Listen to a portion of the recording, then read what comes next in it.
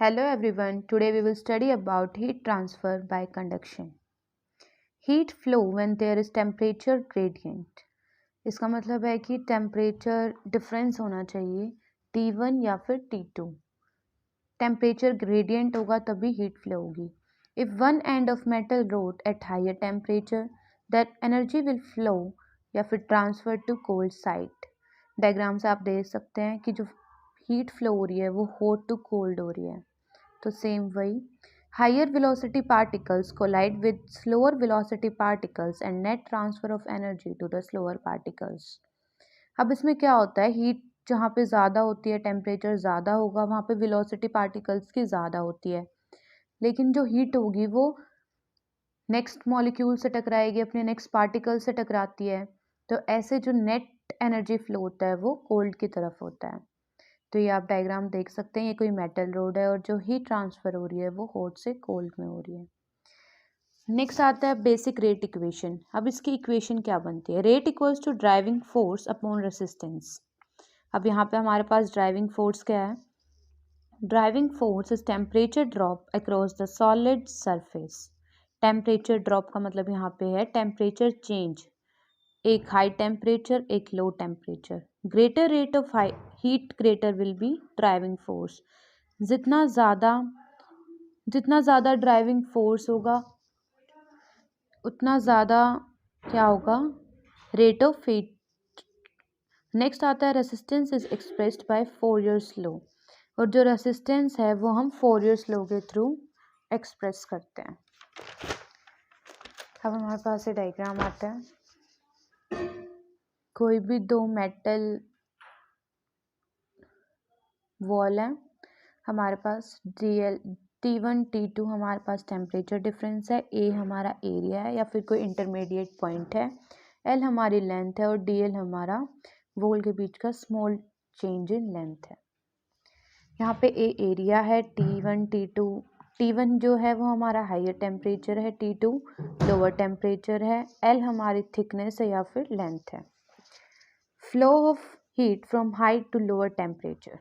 Next आता है अब फोरियर्स लॉ क्या बोलता है? Rate of heat flow through a uniform material is directly proportional to the area, that is into meter square, and the temperature difference, while it is inversely proportional to the length of path of flow.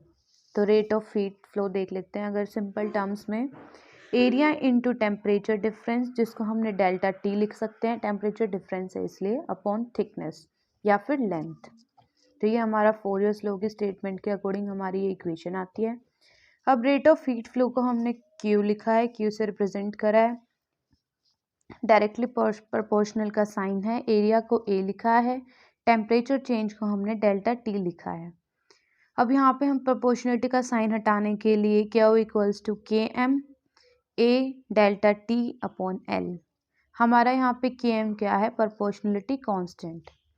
Q equals to minus A dot delta T upon L. Minus हमने sign क्यों लिया है? क्योंकि change को दिखा रहा है, मतलब हायर टू लो टेम्परेचर का.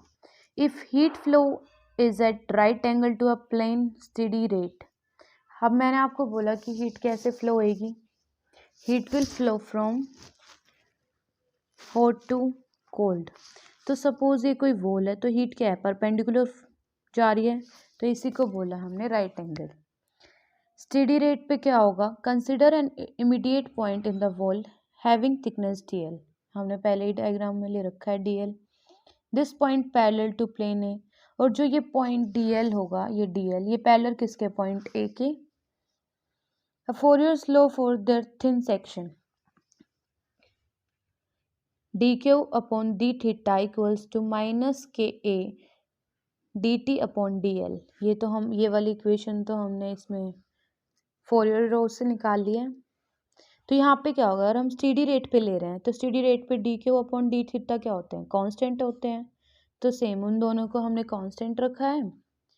No change in temperature. तो सेम हमारे पास इक्वेशन क्या आ गई? Q equals to minus KA into DT upon DL.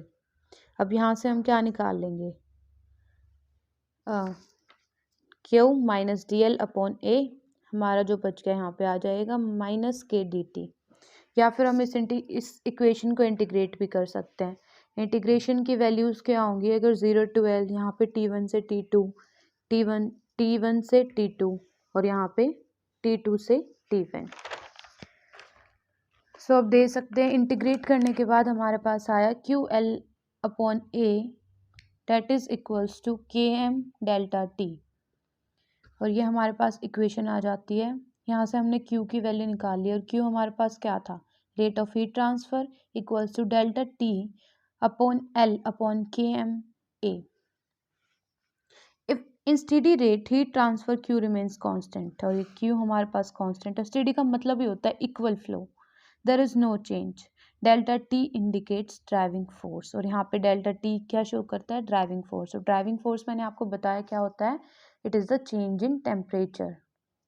So I hope आपको समझ आया होगा। Thank you for today. So if you like my video please do like, share and subscribe.